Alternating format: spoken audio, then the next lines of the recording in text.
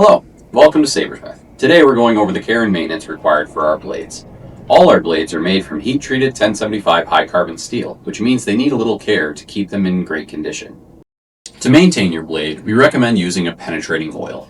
Our top recommendations are PB Blaster or Liquid Wrench, which you can easily find in your local hardware store or online. Most gun oils work as well. Once you have your oil of choice, spray some onto a rag or microfiber cloth and wipe down all the metal parts of your blade, staying aware of the sharp edges as you do so. If you purchase one of our bucklers or Viking shields, don't forget to oil the shield boss on the front as well as the inside. They are also made of steel and require oiling to prevent rust. After wiping it down, you're all done. It's ready to go back on display.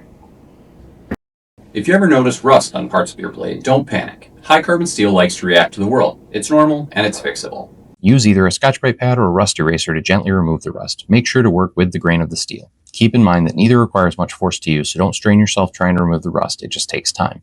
Remember to be mindful of the sharp edge as you work on your blade.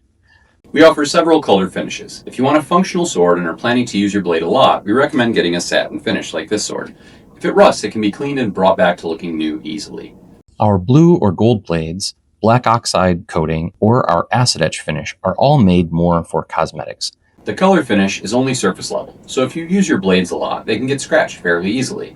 Using abrasive tools like Scotch-Brite pads or rust erasers on a colored blade can remove that surface color, making your blade look damaged. It isn't, it just loses that pretty surface coloration. Unfortunately, we have no way to reapply the color on a tempered blade once the finish has been removed or damaged. Our acid-etched blades are much more rust-resistant, but that doesn't mean they are rust-proof. You still need to oil your blade just like any other. You can even use a Scotch-Brite pad on it using light pressure. If you play Fruit Ninja in the backyard, our satin finish is your best option. Most fruits are highly acidic and can wear through that thin layer of color. Although the blade itself will be fine, if you want to maintain the color on your blade, you should probably intend to only bring it out for display or costume purposes. So keep that in mind and watch your blade for any signs of rust.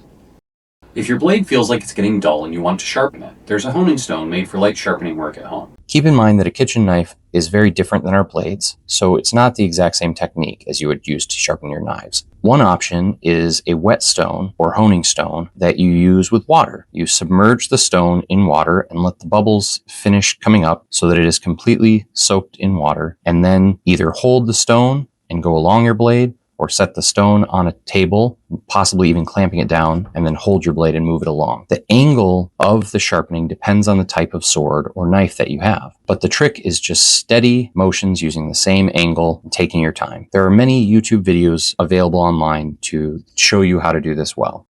Now that we're done sharpening and oiling our blade, how we store it is the next important step.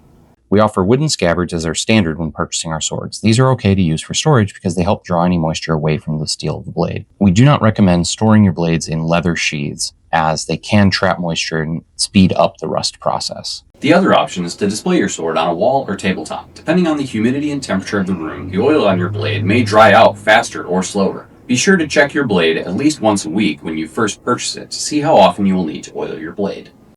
To help you out, we have created a care kit that includes a 4-ounce bottle of oil, as well as a microfiber cloth, Scotch-Brite pad, rust eraser block, and a honing stone, as well as a few extra goodies for you to discover upon opening it. We also sell a larger 8-ounce bottle of the same oil, sold separately from our care kit. Check them out if you want a quick solution for your sword care needs.